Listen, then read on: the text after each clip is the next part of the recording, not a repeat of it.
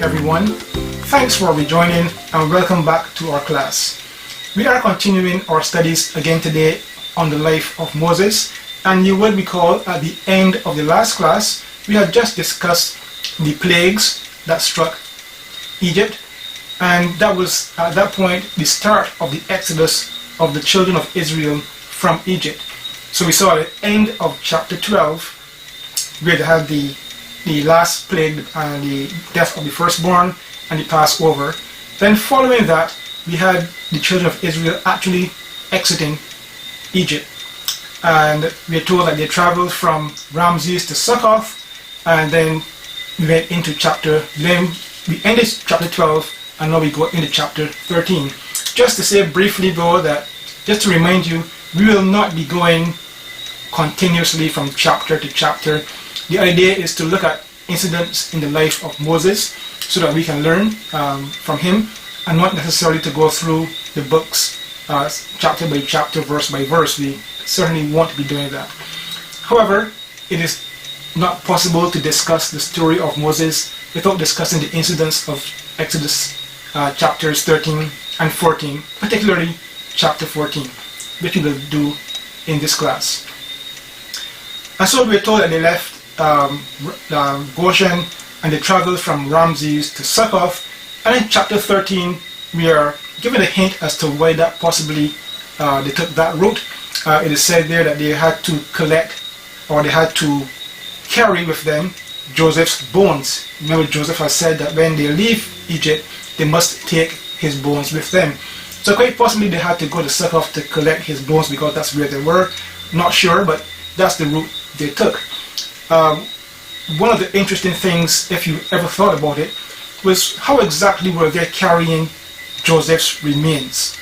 Was it just some bones in a box somewhere? Was he in a coffin? We know the Egyptians were big on mummification. So did they have a mummy of Joseph that they were walking around with in the wilderness all that time? Quite an interesting thought. I'm not sure how it was, but they took, we are told, his bones, and they departed from Ramses to Succoth, and then they left, and they encamped in a place called Etham, which I don't think anyone is quite sure where that is geographically.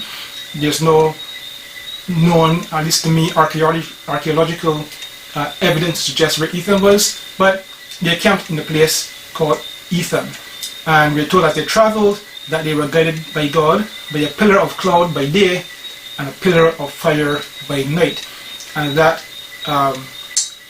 was the ending part of Exodus 13. Of course, the beginning of Exodus 13 we saw the institution of the Passover. But then we come to the end of Exodus 13, and then we move on to Exodus 14.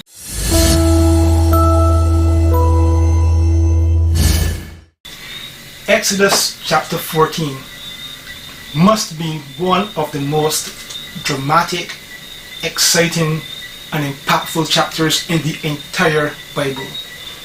Let's go through it step by step, shall we? So the children of Israel had gone to this place called Etham, and God tells them to turn. Some Bible translations have in there turn back, but the word there for turn could mean turn back, yes, 180 degrees and go back in the other direction, or it could just mean turn, 90 degrees and go somewhere else. So it just says turn. And so they turned, and he said to them to go and camp in a place called Pi Hahiroth, and that word literally means the mouth of the gorges. And it says to go there and camp. So this Pi Hahiroth place has to be a pretty big place where you can camp all of these Israelites. Some of you have gone camping, and maybe you have been maybe 10, 15, 20 of you, and that was fine. And so you have a nice little camp area where you could, nice little open area where you could camp. This camp area had to hold over 600,000 or more people. So it had to be a pretty big camp area. But that's Pi Hahiroth. And so they did that. They turned and they went and they encamped in this place. Meanwhile, back in Egypt, Pharaoh is getting a bit concerned and he's having second thoughts. His servants are pressuring him, saying, Pharaoh, why did you let these people go? And Pharaoh himself is thinking he must have made a mistake. Now clearly he's forgotten already the events of the plagues and the Passover and so on. He's forgotten all of that. And he's now thinking, what have I done?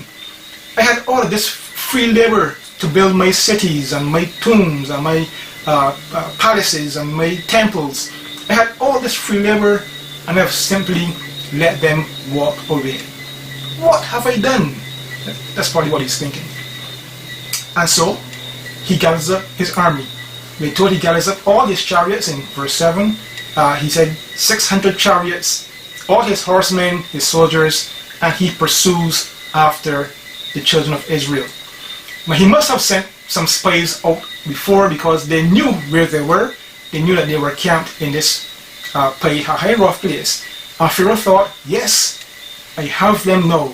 Because obviously he knew that area, and he knew that it was a place that has apparently only one way in and one way out, and that they were trapped. And he says they are trapped and I have them. And his plan was probably to go and slaughter many of them and then capture and bring back many others of them. That probably was his plan. So he gets his chariots, his horsemen, and he pursues the Israelites to Pi-hahiroth. In the Israeli camp, now they are hearing that Pharaoh is coming. They are hearing the sound of the chariots and the sound of the horses, and they're getting concerned. In fact, they're getting fearful. And they start to cry out in fear in verse 11. It's this state of Moses, Moses, why have you brought us out of Egypt? And they ask a very interesting question. They say, is it because there were no graves in Egypt that you brought us here to die in the wilderness? Now, of course, that was a question heavy with sarcasm. Egypt, of course, was known for a place where they were the epitome of graves in Egypt. They had all the great pyramids, all the tombs and the mortuary temples, and all the steles that marked the heads of the location of the graves. Egypt was the place for graves. So when the children of Israel said, were there no graves in Egypt, they were being highly sarcastic to Moses. And so they start to complain. And God, of course, intervenes. Moses speaks to God, and God says to Moses, go forward. Now remember, in this location, Pi-hahiroth, this big open campsite, we are told that they are surrounded. They can't turn back because there's only one way in and one way out, and the Egyptians are coming in that way, coming in by that way, so they can't turn back. And we're told that they were penned in on both sides by mountains, so they can't go to the right, they can't go to the left, and of course in front of them is the Red Sea. So they are trapped. So what happens next is, as I said, one of the most dramatic events in the entire Bible. God says to Moses, lift up the rod that I've given you, and Moses lifts up the rod, and God sends a wind, and the wind causes the Red Sea to part, and the Israelites, all 600,000 or more of them, are able to walk across the Red Sea on dry ground, because God has parted the seas for them, and they're able to walk across. They made it successfully over to the other side. Apparently it took them like a whole night to do it. So they walked over, all through the night they walked over, got to the other side. And the Egyptians now, seeing what has happened, oh look, the children of Israel have walked across on dry ground, we can do the same. And so they pursued after them, at which point, of course, God brought back the waters, covered up the chariots and the soldiers and the horses, and the Egyptians drowned.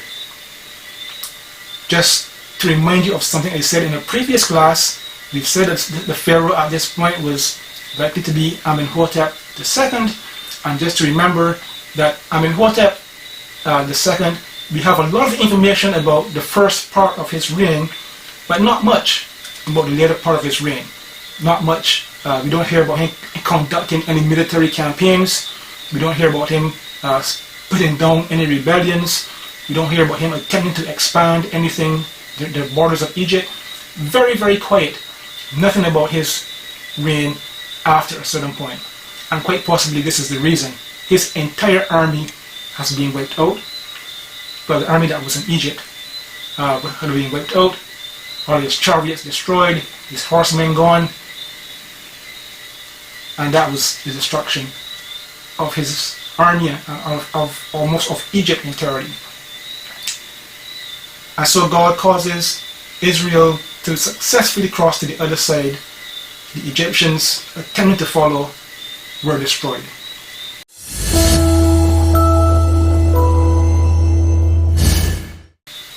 Okay, so I will now attempt to do in the next few minutes what people have been studying, debating, and arguing for several years. That is, to give a possible location for the crossing of the Red Sea. Now, again, I want to emphasize, I'm just giving a view. There are a number of different views by a number of different people as to where this Red Sea crossing took place. There's arguments on many sides, and I'm just presenting a view that I think is reasonable, that I currently think is the right view. Of course, I may get some information shortly after this, which might change my mind, but currently this is the view that I want to share with you. I don't think anyone knows for sure where this crossing took place. There has been no conclusive archaeological evidence to confirm any theory. So what we have today is just theories. And so the first thing I want to mention is the Red Sea itself. And the map you are currently looking at shows the Sinai Peninsula, and the bottom area, which is in blue, is the Red Sea. Interestingly, it's not the Blue Sea, it's the Red Sea, but it's shown in blue to indicate that it's a sea. And then the Red Sea has two arms that go up around the peninsula. The left arm is the Suez Gulf, the Gulf of Suez, and on the right arm is the Gulf of Aqaba. Now, the word Hebrew for Red Sea is Yam Suf in the Hebrew, and this has caused a bit of debate as well. Yam is pretty straightforward. Yam means sea, no debate there. But the word Suf has been debated because it can mean red, the color, or it can mean reeds or rushes. You know, those reeds that you find in rivers and in water courses and so on. And so some have suggested that the translation Red Sea is inaccurate and that it should actually be translated the Sea of Reeds. And then starting with that, they have pointed to a number of locations in that Sinai Peninsula area where there are reeds, suggesting that those areas are potential areas for the crossing of the Red Sea, as we would call it, or the Sea of Reeds, as they would call it. Now, I don't support that theory for a couple of reasons. The main reasoning is those locations don't work, and I will explain shortly why they don't. From a physical and topographical perspective, they don't work. But the second reason is that the term Yam Suf is translated repeatedly over and over by almost every Bible translation as Red Sea. And in some cases where it's translated Red Sea, it obviously means the Red Sea because of the location that it's speaking about. So I think it's quite clear that that means Red Sea, and we should not go too far in this Sea of Reeds theory or discussion. So now I'm going to do as I did when we were talking about the identity of the Pharaoh. I am going to propose about 3 or 4 basic facts that we can all agree on, and then we can from there move forward to seeing if we can agree on a location. So here we go. Here are the 4 facts, and maybe 3.5. The first one is that the crossing point where they entered the Red Sea, that point, Pi Hahiroth in the text, has to be a large beach area, as I mentioned earlier, that is capable of holding a very, very large number of people, over 600,000. And so it can't be a little beach anywhere in a corner. It has to be a huge beach area to hold that amount of people in a camp. Right? So we agree on that, right? That's where they started out. It has to be a large beach area where they moved off from. And now we're given some facts. Secondly, we're given some facts about the topology of the area. As I said earlier, we were told that this beach, wherever it is, has only one way to get into it, and that same point out. In other words, there's one entrance and one exit, or the same entrance and exit, only one. Because we're told that they were on the beach area in this camp, and that when the Egyptians were behind them, they couldn't turn back because there was no way out. And then we're told that this beach is surrounded by mountains, mountains on the right and mountains on the left. And then, of course, we're told that it was bound by the Red Sea. So we know that this area, a large beach area, and it has to have a specific topology.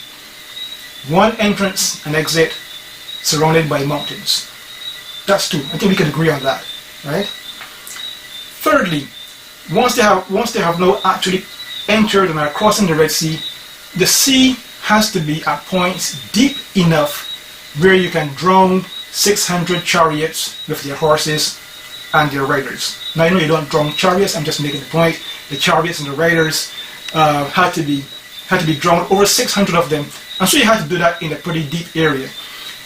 Some of the areas that have been proposed by other people some of them who argue this sea of reeds theory, propose areas which are full of reeds, and they say, look, these areas are reeds, they're pretty shallow, it's easy to walk across them, shouldn't be a big problem. But of course, some of them are like 2 meters deep, 6 or 7 feet deep. And how are you going to drown these horses and chariots in 6 feet of water? It's not possible. So you have to have a fairly deep area as you go across. So that's 3. That's the third thing. The fourth one we may debate a little bit. Well, not really debate, but we may discuss a little bit. But the fourth point is that the seabed, once the sea has been parted, once the waters have been parted, the seabed has to be suitable or amenable for people to walk across. In other words, you can't have like deep ravines and deep cliffs on the seabed as you do have in several areas. It has to be an area where you can walk across. And it has to be a fairly gradual, as I said there, it's very deep at points. So it has to be something you could walk gradually going down to a deep point and then gradually come back up to the other on the other side. So it has to be something that you could walk across. And you have children and old people, so they're not going to be rappelling down the sides of cliffs and that kind of thing, right? They're going to be walking across. So it has to be something like that. Now, you may argue, and I wouldn't debate it with you, you may say, well, as part of God's miracle of parting the Red Sea, that he may have made a temporary land bridge that they could walk across easily, and that was all part of the miracle as well. No, that's quite possible. I wouldn't argue with that. It's just that the text doesn't say that, so it would be speculation, but it's quite possible.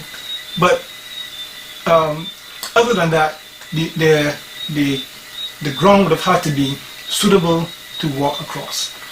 Alright, so those are 4 things, or maybe 3.5 things that we can agree on. And now let's see if you can find an area that matches those 4 criteria.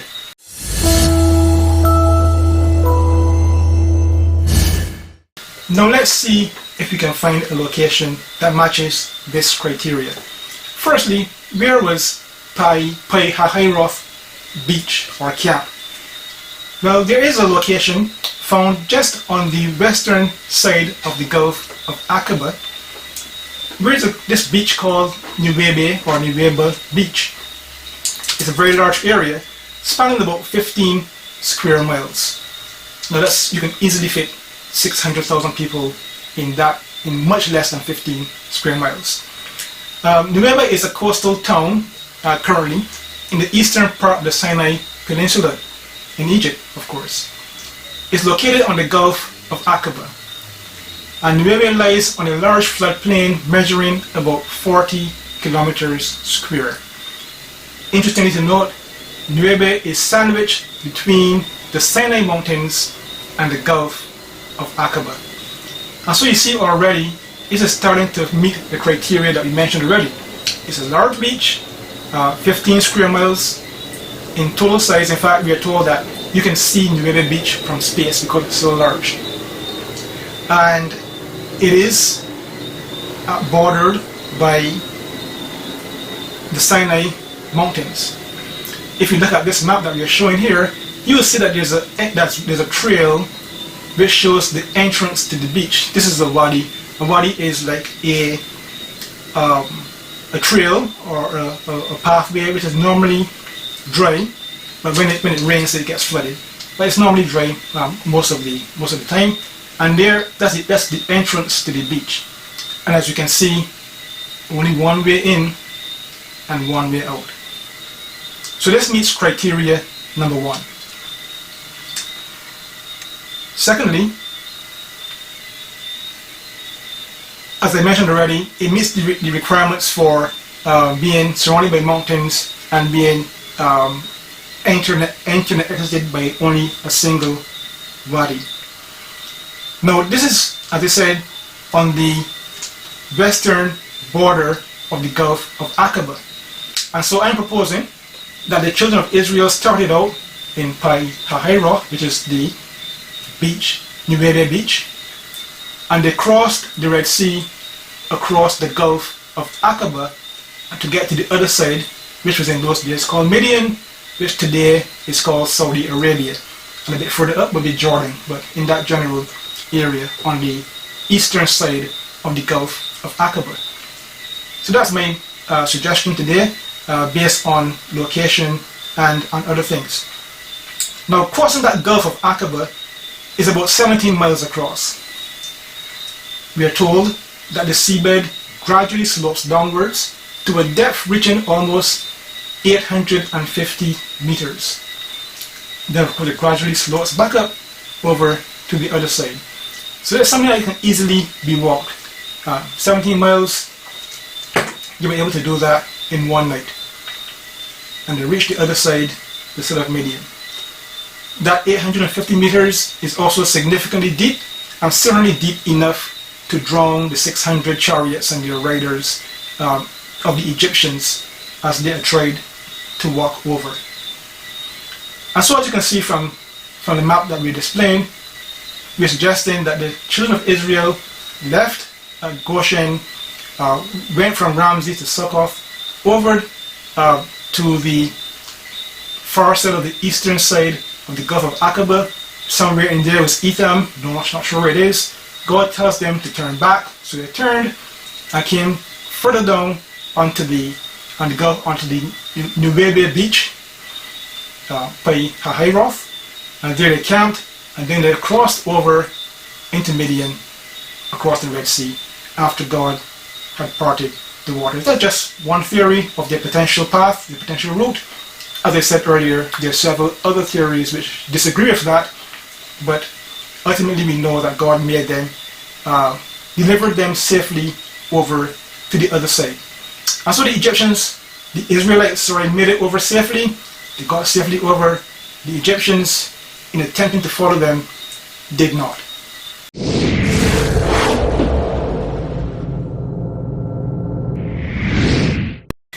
What is our lesson today as we look at the events of Exodus 13 and in particular Exodus 14? As I said at the beginning, Exodus 14 has to be one of the most exciting and dramatic chapters in the Bible. Not just because God parted the Red Sea, but the entire situation, the entire build-up of that wonderful miracle. The children of Israel had just left Egypt. They trusted God to take that step out, and they had gone away with having plundered the Egyptians, and they were out on their own now. So they had taken that step, and now they have reached a major obstacle. They have the Red Sea in front of them, and now the enemy, the Egyptians, are right behind them. So they can't turn back. They can't go forward because the Red Sea is there, and they can't go to the right or to the left because there are mountains and they're hemmed in, and they are trapped. They have nowhere to go. What are they going to do? Well, we saw what God did. And this is what makes this chapter so dramatic and so exciting, because of the entire situation it is. And there are so many lessons we can learn from this chapter. I'll mention a few of them just in passing because there are so many. In Exodus 14 and verse 13, it says that Moses said unto the people, "Fear ye not, stand still and see the salvation of the Lord, which he will show to you today." And the Israelites were scared, obviously, because the Egyptians were coming with their chariots and their horses and their weapons, and they were coming to slaughter and to capture and to re-enslave them. And they were scared. What are we going to do? Now what can we do? And Moses gives them some advice that is pertinent to us today as well as Christians. When we find ourselves in situations, we start to scramble around. Am I going to call this person for help? Am I going to go to this place for help? What are we going to do? Moses says, just stand still. Stand still and see the salvation of the Lord. Sometimes we just got to stand still and wait and watch and see what God does to deliver us. In verse 14, Moses goes on to say, "The Lord shall fight for you." And again, this is a reminder to us, all the battles that we face. We don't have to fight them on our own. We don't have to have the strength in our own selves to win. We don't have to have the intelligence and the mental capacity or the technology or techniques or whatever. We don't have to have those things to win, because it is the Lord that fights for us. And so again, a reminder to trust in Him. Verse 15, Moses says, and the Lord told Moses, "Look, tell the people," and he says there, and the Lord said unto Moses, "Wherefore criest thou unto me? Speak unto the children of Israel that they go forward." In other words, get up and go. And again, sometimes we are just there in a situation where we are afraid and we don't know what to do, and we just stuck. And in particular, in the case where we know what God wants us to do, but we don't see how we can do it, and so we just stuck. And God says, "Look, it's time to get up and go forward." And that's what He told the children of Israel there. And these are just three of the things we can talk about as lessons from this particular chapter in this class. But I'm going to close with the one and the main thought that we always get from this chapter, because it is so impactful, it is so powerful, and each time you read it, you are amazed at what God has done. And that lesson is, whatever your situation, wherever you find yourself, whatever you think you are, when everything you are hemmed in and you have nowhere to go, trust God, because God will make a way. And here in this situation, Israelites were totally hemmed in. No one could see how they could get out. The Egyptians were confident that they were cornered and that they were trapped. They themselves were fearful that they were trapped, and they could not see how they could get out. And God made a way through the Red Sea, by parting the waters miraculously.